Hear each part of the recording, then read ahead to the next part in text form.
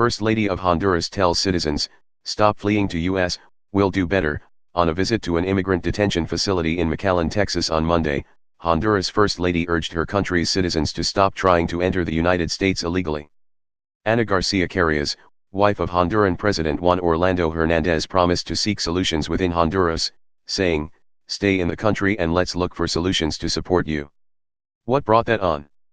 Nearly 1/4 of the 40,810 unaccompanied minors who crossed into the U.S. in 2017 came from Honduras.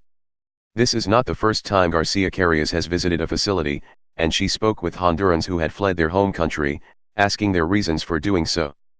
More than 60% of the population of Honduras was living in poverty as of 2016, according to the World Bank. Political turmoil and an enormous gang presence have driven the country's homicide rate to one of the highest in the world.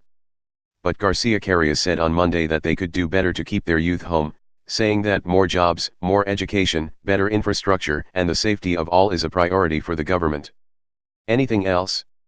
The comments from Garcia Carias will likely be welcomed by President Trump, who threatened to stop sending U.S. aid to Honduras in April over the massive caravan of immigrants that traveled into Mexico on their way to crossing the U.S. border. Many of the roughly 1,000 caravan members were reportedly Honduran. In May, President Trump removed the temporary protection status of 57,000 Hondurans living in the U.S., telling them to leave or to face deportation. The president has made a series of threats and measures aimed at deterring illegal immigrants from seeking asylum in the United States.